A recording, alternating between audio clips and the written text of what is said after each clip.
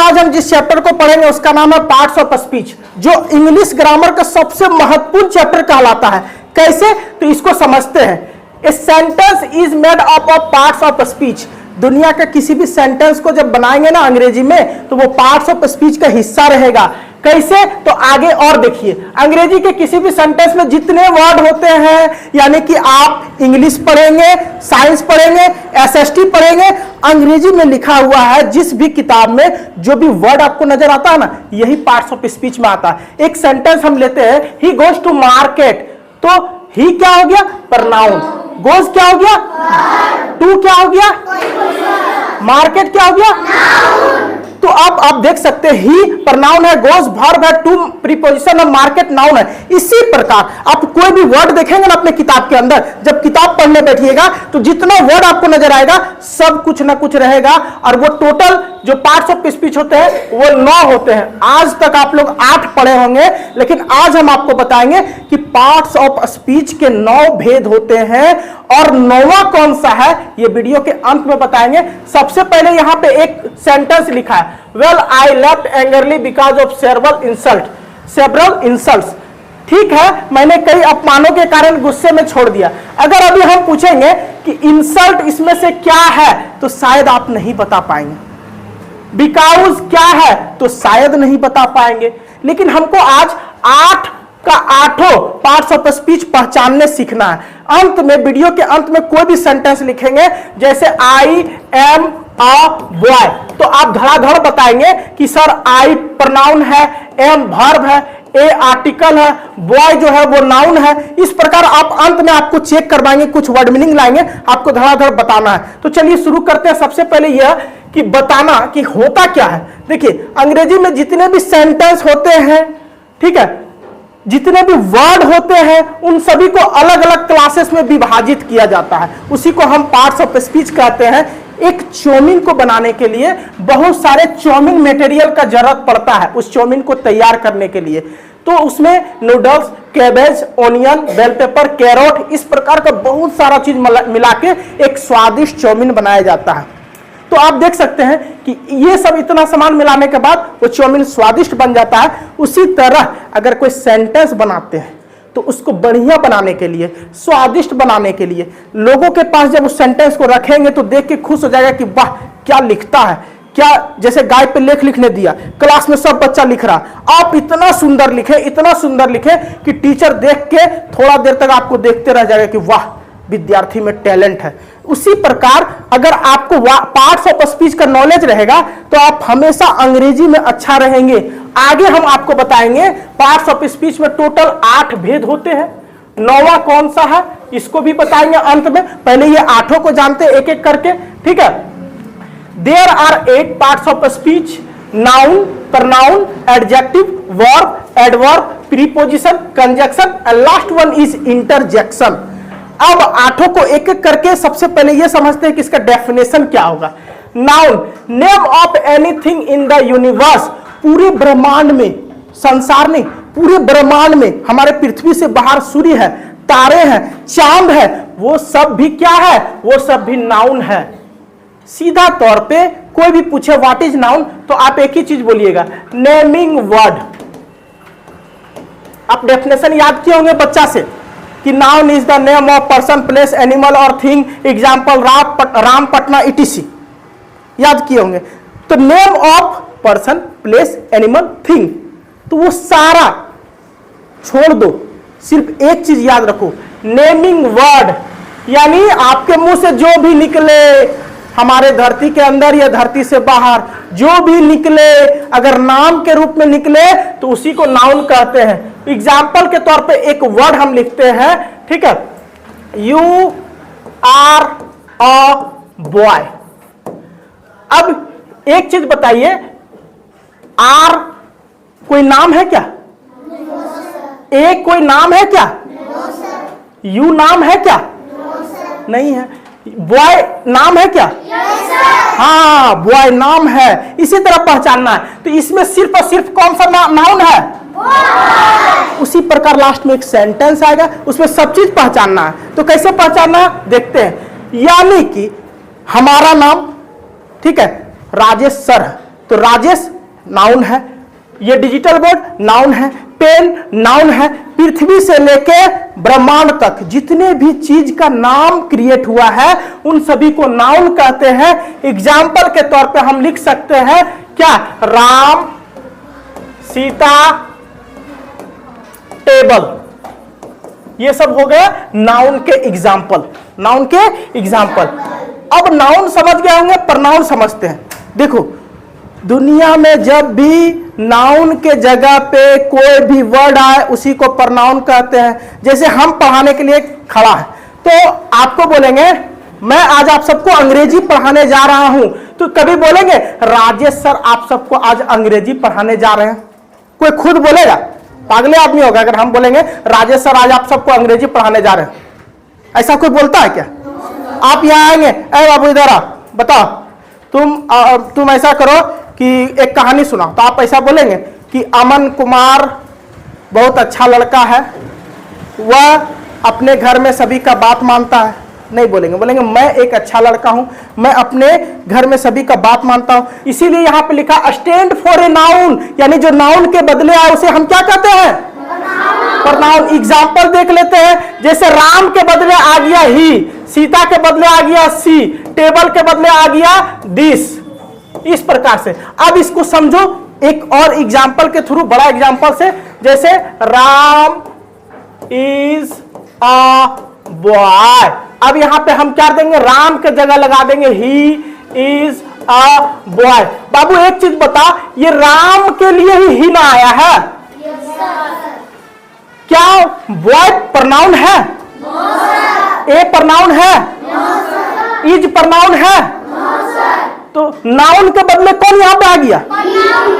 ही, तो ही हो जाएगा प्रनाउन। बात समझ में आया? यानी ये सब वर्ड प्रनाउन नहीं है, जो नाउन के बदले आए उसी को प्रनाउन कहते हैं। तो यहां राम के बदले कौन आया है? ही। बात समझ में आ रहा? क्लियर है? तो कभी भी अब नाउन का एग्जाम्पल पूछेगा तो राम, सीता, टेबल, प्रनाउन का एग्जाम्पल पूछेगा तो ही, सी, इट। और देखो ही सी नहीं, तो देखो ही का हो जाएगा हिम, सी का हो जाएगा हर। जब हम एक्टिव से पैसिव बनाते हैं तो वो सब भी प्रनाउन ही होगा। आई का हो जाएगा मी, तो ये सब भी प्रनाउन ही होगा। अब हम आगे देखते हैं एडजेक्टिव। तो एडजेक्टिव को आप इस तरह से समझिए, जैसे यहां पे हम फिर से आते हैं, क्वालिटीज ए नाउन और ए प्रनाउन। लंबा डेफिनेशन याद नहीं करना, देखो सब में छोटा छोटा डेफिनेशन है। Name of anything in the universe called noun, stand for a noun called pronoun, qualities a noun और ए प्रनाउन। नाउन और प्रनाउन का गुण को बताएं। अभी हम यहां पे जब आएंगे तो आपको बिल्कुल क्लियर कर देंगे। जैसे एग्जांपल के तौर पे यह एक लड़का है, यह एक लड़का है, good, bad, smart, handsome, intelligent. इस लड़का के बारे में जो भी बोले, ये लड़का क्या है? नाउन है कि नहीं? अगर हम लड़का ना बोल के वह बोलेंगे, वह अच्छा है, वह बुरा है, वह स्मार्ट है, वह हैंडसम है, वह इंटेलिजेंट है, और नामे बोल देते हैं। लड़का गुड है, लड़का बैड है। बात समझ में आया? तो ये सब हम किसके लिए बता रहे हैं? नाउन के लिए बता रहे हैं। इसीलिए यहां पे लिखा हुआ है कि क्वालिटी ऑफ ए नाउन और ए प्रनाउन, यानी संज्ञा और सर्वनाम की जो क्वालिटी बताए उसी को हम क्या कहते हैं? एडजेक्टिव कहते हैं। उदाहरण के लिए आप देख लिए, ठीक है। अब यहां पे he is a good boy, he is a good boy, इस तरह से लिख दिए, ठीक है। बैड बॉय, गर्ल, देखो किसके लिए यूज कर रहे हैं? Good boy, good girl, good animal, animal में डॉग, कैट, कुछ भी आ सकता है। तो किसके लिए हम लगा रहे हैं? सब नाउन के लिए, ठीक। उसी प्रकार इसके लिए बैड भी लगा सकते हैं। He is a bad boy, he is a smart boy, he is a handsome boy, he is a intelligent boy. तो एडजेक्टिव हमेशा संज्ञा और सर्वनाम की क्या बताता है? विशेषता। तो हम यहां पे लिख सकते हैं, यहां पे आसानी से लिख सकते हैं ही, सी, इट, और यहां पे आसानी से लिख सकते हैं एग्जाम्पल के तौर पे गुड, बैड, पुअर। यानी कि अगर कोई लड़की है तो उसके बारे में बोलो गोरा है, काला है, सुंदर है, बदसूरत है, कुछ भी बोलो उस लड़के के बारे में, सारा उसका क्वालिटी बता रहा। तो पूरा इंग्लिश ग्रामर में संज्ञा और सर्वनाम की क्वालिटी एक ही चीज बताता है, जिसका नाम है। अब अगला है वर्ब। वर्ब में एक्शन, पोजीशन और स्टेट्स, कुछ नहीं याद रखना। वर्ब में काम को ही वर्ब कहते हैं। एक एग्जांपल लिख के देखते हैं। दुनिया का जितना भी वर्ब है सबके लास्ट में नौ रहता है। खेलना, कूदना, आना, जाना, हंसना, रोना, गाना, सब का सब आपका वर्ब है। और वर्ब के अंत में नौ रहता है। कब? जब वो वर्ब फर्स्ट फॉर्म में हो। ठीक है, देखो उसके बाद है एडवर्ब। तो एडवर्ब क्या करता है, ध्यान से सुनो। एडवर्ब एडजेक्टिव और वर्ब दोनों की विशेषता को बतलाता है। यहां पे देख सकते हैं आप, क्वालिटीज वर्ब, एडजेक्टिव और इटसेल्फ, यानी क्वालिटी बताता है वर्ब का भी, एडजेक्टिव का भी और अपने आप का भी। कैसे? तो इधर ध्यान देते हैं एग्जाम्पल के थ्रू से। एडवर्ब का कुछ एग्जाम्पल्स हम ले सकते हैं, जैसे स्लो, इसमें लगा दो ly, सडन लगा दो ly। तो जहां पे वर्ब के साथ ly लग जाए उसको बोलेंगे वर्ब का विशेषता को बता रहा। जैसे ही प्ले फुटबॉल स्लोली, ही राइड बाइक स्लोली, वह गाड़ी को स्लोली चलाता है। वह गाड़ी चलाता है लेकिन धीरे धीरे चलाता है। वह गाड़ी चलाता है, तेजी से चलाता है। यानी विशेषण तो बता रहा कि गाड़ी चला रहा, वर्ब बता रहा उसका गाड़ी चलाता है, लेकिन वर्ब का क्वालिटी क्या बता रहा? धीरे धीरे चलाता है, तेजी से चलाता है, तुरंत चलाता है, सडनली चलाता है। तो जो वर्ब की विशेषता बताए। अब यही एडवर्ब में एक चीज और देख लो, he is a good boy. ऊपर में भी हम ये एग्जांपल लिए थे, वह एक अच्छा लड़का है। अब एडजेक्टिव ये बता रहा ना, एडजेक्टिव बता रहा कि वह अच्छा लड़का है। और इस एडजेक्टिव से पहले लगा दो वेरी, गुड से पहले लगा देंगे वेरी। तो जैसे ही वेरी लगाए तो ये इसका क्या बन गया? एडजेक्टिव का क्वालिटी बता दिया। जैसे ly लगा दिए तो वर्ब का क्वालिटी बता दिया। ठीक है, उसके बाद Mukesh run fast, Mukesh run fast. तो देखो मुकेश नाम का एक लड़का है जो तेज दौड़ता है। मुकेश नाम का एक लड़का है तो क्या दौड़ता है? तेज दौड़ता है। तो ये हो गया आपका डायरेक्ट एडवर्ब। फास्ट किसमें हम यूज करते हैं? एडवर्ब में। फास्ट किसमें यूज करते हैं? एडवर्ब में। तो ये डायरेक्ट एडवर्ब हो गया। तो हम क्या बोले? एडवर्ब या तो एडजेक्टिव का क्वालिटी बताएगा, तो एडजेक्टिव का क्वालिटी बताया यानी कि यहां वेरी आ गया। या तो वर्ब की क्वालिटी बताएगा तो वर्ब का क्वालिटी SLOW स्लो ली, ly लगाएगा। या खुद अपनी क्वालिटी बताएगा तो फास्ट एक एडवर्ब है, इसके पहले लगा देंगे मुकेश रन वेरी फास्ट। तो तीन चीज का क्वालिटी बताता है एडवर्ब। किसकी किसकी क्वालिटी बताता है? एडजेक्टिव की, वर्ब की और अपने आप की। कैसे? फिर से यहां देख लेते हैं। क्वालिटी किसका बताया? वर्ब का, एडजेक्टिव का और अपने आप का। अब बात करेंगे अगला प्रीपोजिशन। नाम है इसका प्री मतलब पहले, पोजीशन मतलब स्थान, यानी संज्ञा और सर्वनाम। संज्ञा और सर्वनाम के पहले आकर उसका संबंध वाक्य के अन्य शब्दों के साथ बनाए या दूसरे संज्ञा और सर्वनाम के साथ बनाए, उसी को कहेंगे प्रीपोजिशन। प्लेस्ड बिफोर नाउन और ए प्रनाउन। नाउन और प्रनाउन के पहले आता है। यहां पे हम देख सकते हैं बॉल टेबल के ऊपर है, बॉल टेबल के ऊपर है। अब इस पेन का ले लेते हैं। पेन हमारे हाथ के ऊपर है, हाथ के नीचे है, हाथ के आगे है, हाथ के पीछे है, हाथ से बहुत ज्यादा ऊपर है, हाथ से बहुत ज्यादा नीचे है। यानी इस पेन के, ये पेन नाउन है ना, इसको हम पेन बोलेंगे तो नाउन हो जाएगा। यह बोलेंगे तो यह ऊपर है, यह नीचे है तो प्रनाउन हो जाएगा। तो दो ही चीज का क्या होता है? पोजीशन बताता है प्री पोजीशन। प्री मतलब पहले, पोजीशन यानी नाउन और प्रनाउन का पोजीशन बताता है। एग्जाम्पल के तौर पे आई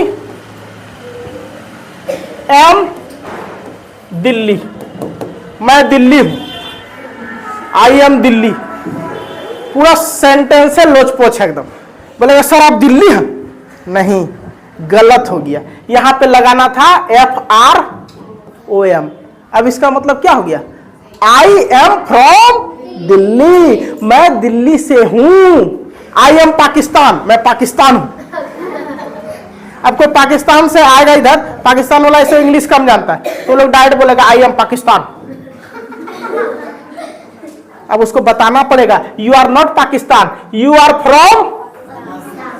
तो ये जो प्रीपोजिशन है किससे पहले लगा? ये दिल्ली क्या है? नाउन है, नाउन से पहले लगा है और इन दोनों के साथ इसका संबंध बनाया है। इसी तरह प्रीपोजिशन क्या करता है? नाउन और प्रनाउन से पहले आता है और वाक्य के अन्य शब्दों के साथ उसका संबंध बना देता है। अब हम बात करेंगे कंजक्शन का। राम एंड श्याम, तो एंड क्या हो रहा? दोनों में जोड़ रहा। Ram and Shyam are playing football, तो राम का संबंध किससे बना रहा? श्याम से। अब इसी तरह कोई बोले कि सर इसका दो एग्जाम्पल दो, तो and because I am going to Patna because I have some work, तो मैं पटना जा रहा हूं क्योंकि मुझे कुछ काम है। कंजक्शन क्या करता है? दो शब्दों को, राम एंड श्याम दो शब्द है ना, दो शब्दों को जोड़ता है, दो वाक्यों को जोड़ता है। I am going to Patna एक वाक्य, क्योंकि मुझे कुछ काम है, because I have some work. तो दो वर्डों को या दो सेंटेंसों को जोड़ता है, उसको क्या कहते हैं? मैं पढ़ता हूं, डॉक्टर बनना है, अच्छा लग रहा है? मैं पढ़ता हूं क्योंकि मुझे ये अच्छा लगा कि पहले वाला अच्छा लगा? ये मैं पढ़ता हूं, मैं बहुत ज्यादा पढ़ता हूं क्योंकि मुझे डॉक्टर बनना है, ये वाला अच्छा। तो क्योंकि जो है वो सेंटेंस को अच्छा बनाता है। तो कंजक्शन क्या करता है? जोड़ता है, लेकिन दोनों में संबंध रहे ये कोई जरूरी नहीं है। अब लास्ट वन इज इंटरजेक्शन। तो इंटरजेक्शन में एक्सप्रेसिंग प्लीजर सरप्राइज, यानी आपकी हाव भाव को दर्शाता है। जैसे आप क्रिकेट मैच खेल रहे, जीत गए, तो कहेंगे हुर्रा, ठीक है, अल्लाह, वेल डन, ये सब जो आता। वाव, अगर आप कोई कुछ फेंका पेन, आप इधर घूमे हुए पीछे की ओर, कोई पेन फेंका और ऐसे करके कैच ले लिया, देखता है ना हीरो सब लेता है, तो क्या करता? वाव, आगे देख रहा था पीछे कैच आया ले लिया, क्या टैलेंट है इसमें। तो अचानक कुछ होता है। अब आप बारिश का दिन है, आप जा रहे हैं और आप जो है क्या किए, वहां से क्रॉस कर गए और स्लिप करते करते बच गए, गिरे नहीं। आपका कोई दोस्त आया आपके पास दौड़ते हुए आ रहा था, मुंह फाड़ के आ करके धड़ाम, तो मुंह से 4-5 लड़का क्या निकले? हे भगवान, अरे गिल्लो। तो ये सब टोटल क्या है? एक्सप्रेशन है, यानी इंटरजेक्शन अचानक होने वाली कुछ घटनाओं को कहते हैं। तो उम्मीद है कि आपको ये समझ में आया होगा। अब हम पहचानते हैं। बाबू यहां पे देखो लिखा हुआ एक सेंटेंस, ठीक है। वेल, वेल क्या है? विस्मयादी बोधक, यहां लिखा हुआ भी देख सकते हैं आप। आई क्या है? लेफ्ट क्या है? एंगरली क्या है? बिकॉज क्या है? ऑफ क्या है? सेवरल क्या है? इंसल्ट क्या है? इसी तरह का आप लोग अपने किताब से कल सर्च करके आइएगा कि कौन सा नाउन है, प्रनाउन है, वर्ब है, एडजेक्टिव है। हमने बोला ना 9 होता है बाबू, जो 9वां होता है उसका नाम है आर्टिकल। आर्टिकल, और इसमें सिर्फ 3 चीज होता है, ए, एन और द। बहुत सारे लोग मानते हैं कि सर आर्टिकल तो अलग चैप्टर है, लेकिन बाबू अगर बोल देगा कि दुनिया का जितना वर्ड है इसी 8 में आता है, तो ए, एन और द आ जाएगा, तो फिर क्या करेंगे? इसीलिए आर्टिकल भी किसका भाग है? उम्मीद है कि आपको पार्ट्स ऑफ स्पीच समझ में आया होगा। कल हम आपको बताएंगे पार्ट्स ऑफ स्पीच का पहला भेद, नाउन।